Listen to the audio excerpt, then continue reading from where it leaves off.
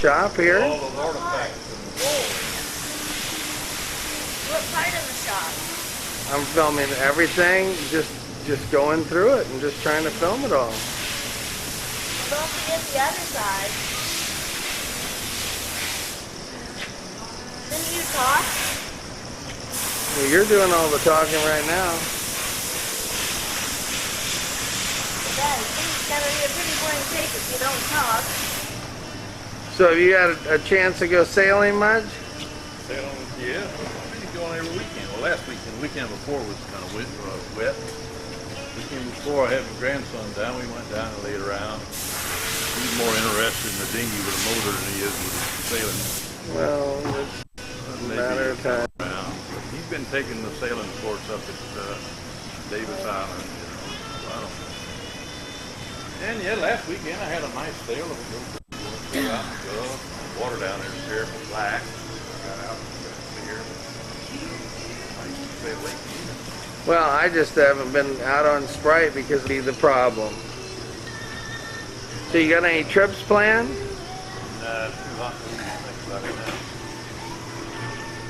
now. It is hot, isn't it? It's hot. It's gonna be hot. Well, where you're going. One of the...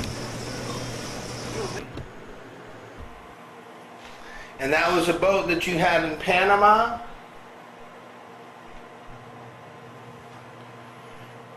That was a boat you had in Panama? Yeah.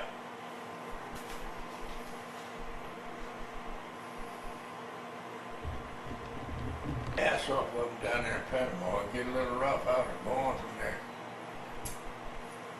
And so that was... So what, would you call that a Sharpie hull or no? I don't know, just sort of half raider. It's just something that you could do with some boards and get it right, built quick. It built easy. I built it in the reading room in the dormitory. Quartermaster never did find out we were building a boat. So that's the Avalon. Yeah, that's that one. They come right out of my shop up in Dunedin. And now that was somebody else's design, right? Right, that was Frederick Geiger of Philadelphia. He went to work for Trumpy later. Well, that looks like sort of an S&S type boat. It is. It's a dorade type boat, very deep, sweet sailing. Never had any trouble steering it, boy. It was just really right there for steering. Looks like Helen's brother. Is that Richard? Probably, yeah. Is that one of his designs or yours? I think that's his design.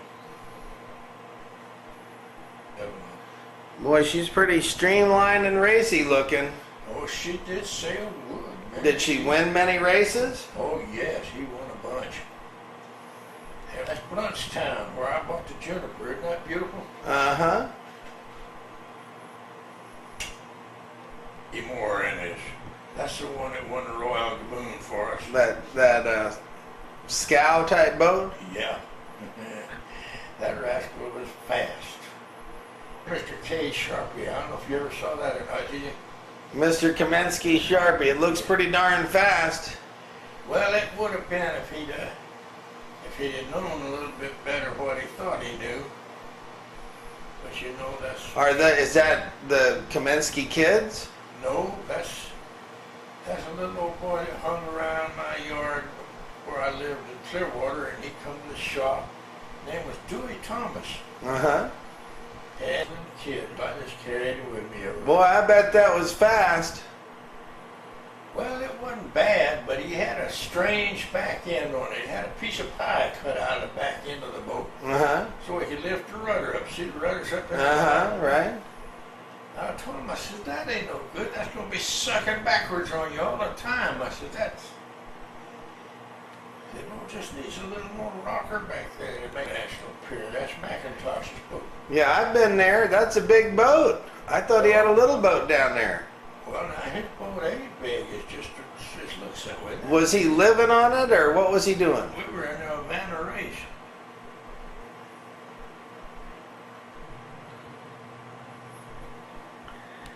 There's a midwinter snipe race. Uh-huh. And you'd built some of those? Years ago. Oh, yes. I built lots of snipe. I think you told me one time you built 600 of them. Oh no. No? think since somebody got Right there. Is that Dickie Moore? That's Dickie Moore's scow there that's overhead, and I guess that's my old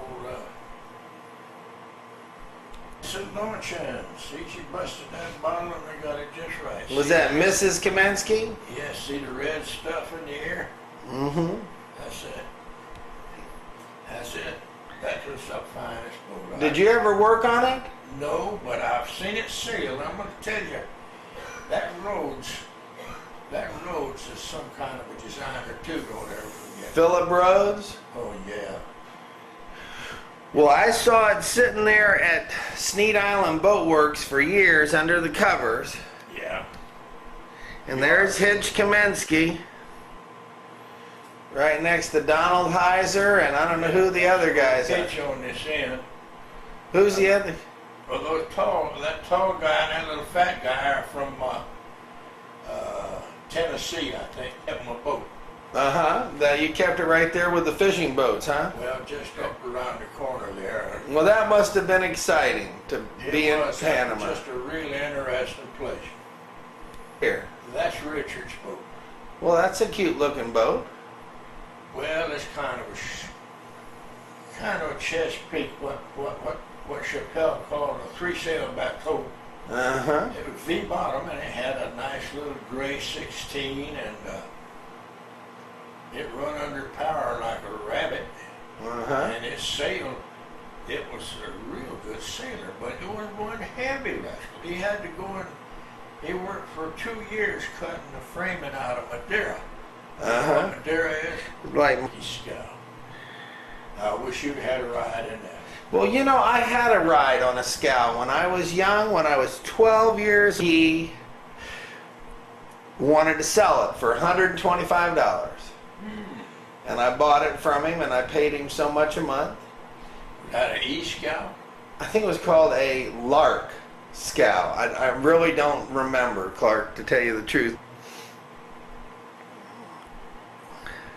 There's a little boat we built for an old retired Navy captain. A Navy Commodore, whatever. Is that in Panama? No, that's right out in front of my shop up here in Dunedin. Not very far from here, huh? No, it ain't. Well, he looked like he knew what he was doing. He's got a nice shoe on that thing to protect the propeller. He handed me a check. And he said, well, that's enough there. He said, that's what a good brand of trouble with payments. That's Dewey Thomas and Dickie Moore, the launching. Yeah. That was a good day. What's that? Oh, that's the Kamensky's boat. Yeah. Well, my scow, I'll tell you a story about my scow. We called my my dad. He was a good old boy. He liked to go with me. He loved to gig. Well, gigging was a lot of. I would use the pole, the spear, to pole myself around, and I poled myself around, and That's my dad and my aunt and I down there. There's some very good sized snooks. I've never had one that weighed over 26 pounds. But I had this one by myself. the yacht club, you know, And holding the lantern down with a string off the side. And Frank Hancock's mother was working in the... It's Mr. Kamensky and Clark Mills in the shop. Right. Now, what, you were doing bottoms back then too? No, that's the little gigging boat that I had. You're working on the bottom. I had to entertain him, you know.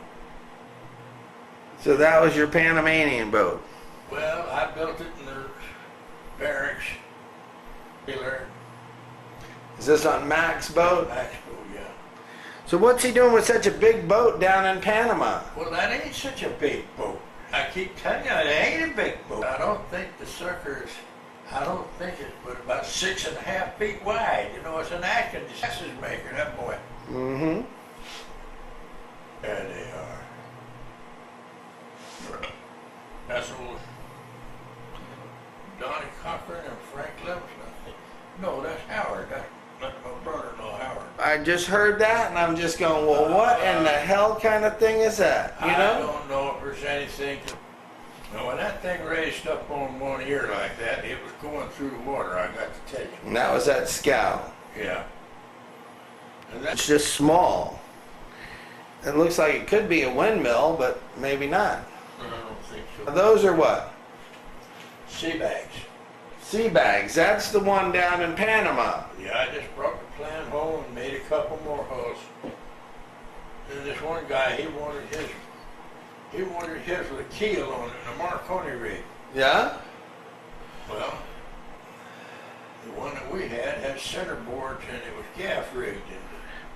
And Well, you were ambidextrous. You could do keels and centerboards. it didn't do worth a shit. Well, It didn't do worth a shit. well, see, now I think that you are a skiff designer.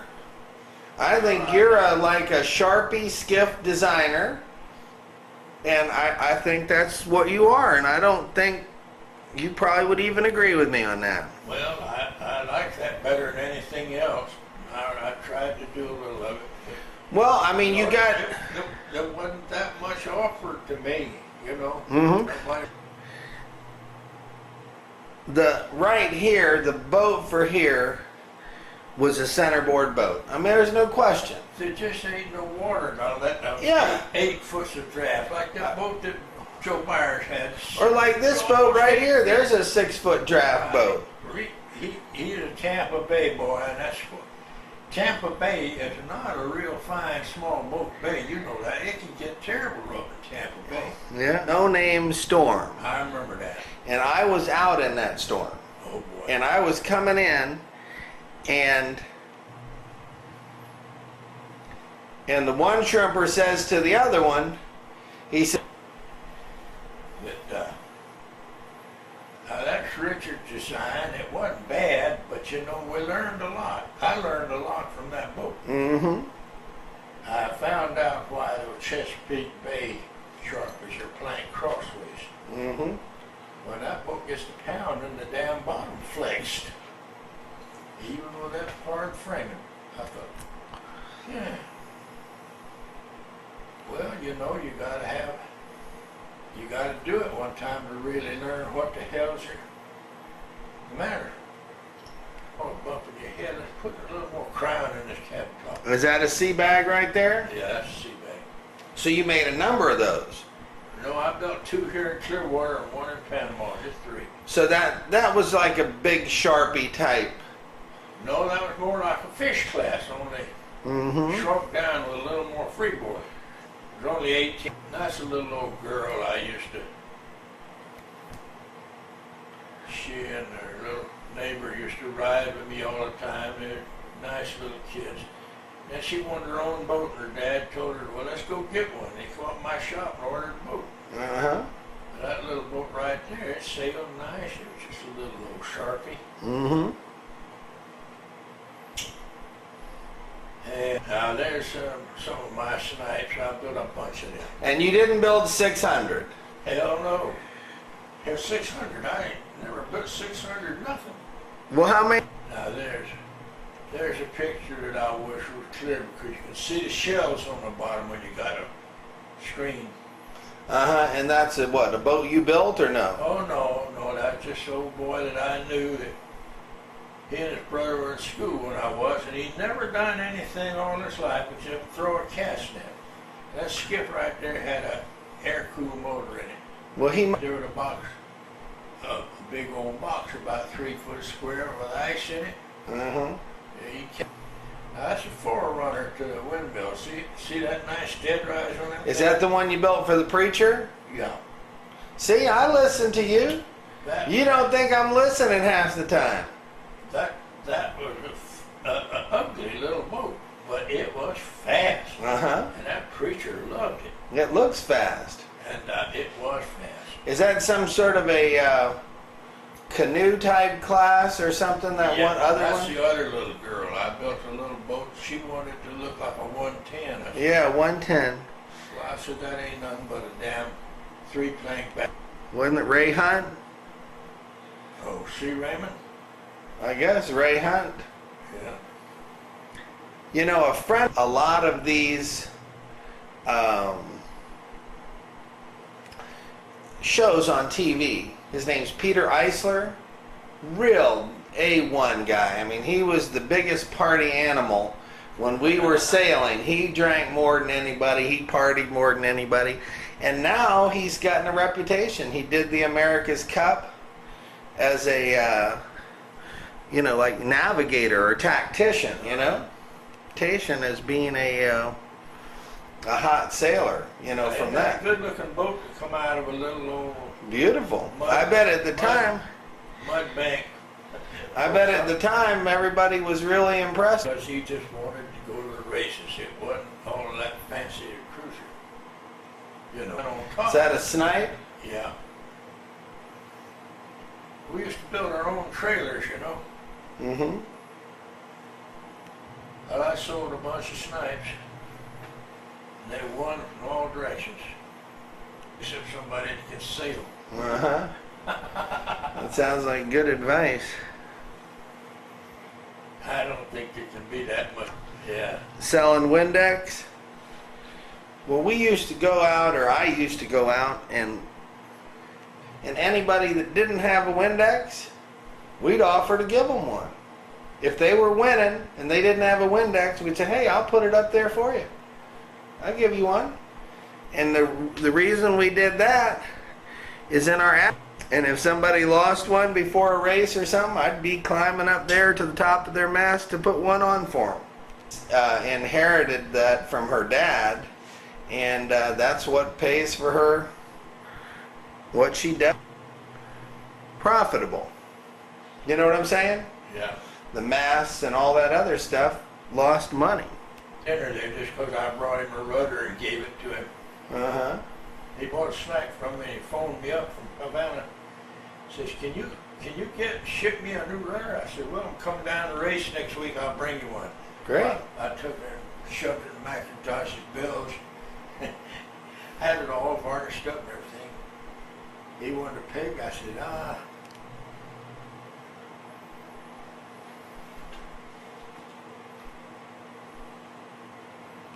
oh yeah, that was mahogany plank. That wasn't Figaro, was it? Or The what? Figaro, or No, that's not the name. is that an S&S boat? I think it was. I think it was. That was in Cuba though, right? Right, in Havana.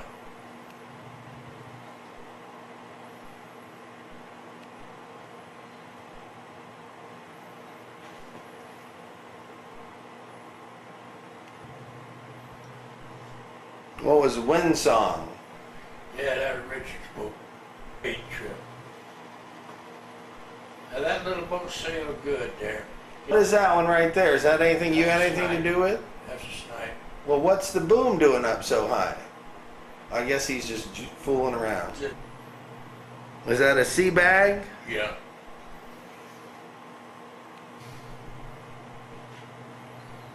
In the early days, what'd you do? Use a magic marker to put the numbers on the sail?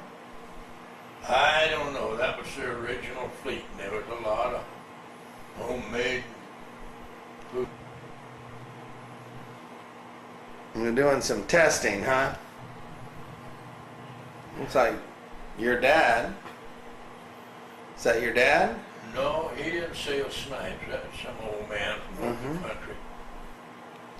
I think 30 something, but I don't remember. I never kept track of it. Because, you know, they kept throwing them boats out and sending them back because they didn't measure. Well, they did measure. And I planed them off, you know, and Work on them. work on them and send them back. And they took. And finally I got to where, write them a letter and say, crate it back up and send it to me, and your check will be in the following mail. Well, that started winning. It turns out the guy named Emmons, who was building another snipe somewhere else, kind of working for him. Yeah, you know, it's amazing how that... Yeah, I don't think I ever made any of your good picnics at the boatyard. Well, that's a shame, because we had some dandies. Well, you should have invited me. Well, we invited Looked everybody. at me, the first time he looked at me, he says, well, we'll see what you're all about. Well, he's some kind of a cook, that guy. Who's even going to pay any attention to me? And I said, well, okay, there they are. He's a hell of a good workman. Hitch and his dad. You get him down on your boat, and that son of a bitch will be sailing into it. Is that Hitch or no? Yeah, that's Hitch. That's back when he was slim and trim. Mm-hmm. And his dad. Well, you know, I would have liked to have been closer to all of them, but like I said, it was nothing on my part. I just. No, and a deep love for the boys that I had for the old man. Well, you see, when I come to see you, I just want you to know, when I come to see you, Clark, I have to stop and get the sandwiches in Tampa. And that was about the only thing there. Well, it looks like everybody's having fun. Oh, we had some great times. We really did. That would have been nice. But I had a few myself. You got that right. You got it just right. If somebody just feels like they got to stand up in the boat, They don't want to a sharpen. hell of a lot more than any 25 foot. Yeah, I'll tell you, the one you got me is just about right. You know what I'm saying? Yeah, Now that's which one? that's Richard's boat. Was that Richard's boat too? I think so. I don't know what that is. That's something somebody sent me, some other boat down. But a Sharpie does sail good. Well, I think you're the Sharpie man, Clark. Huh? You're the Sharpie man. You got the pram that was sort of a Sharpie with the nose cut off. You got the windmill that's a Sharpie. You got my boat that's a Sharpie. Now what is this one? That's the Sunflower, that three-masted boat.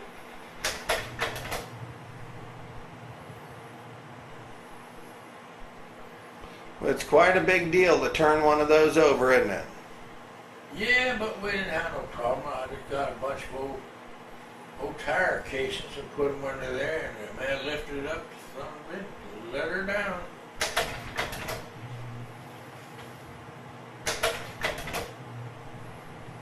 See that pile of tires? Uh-huh.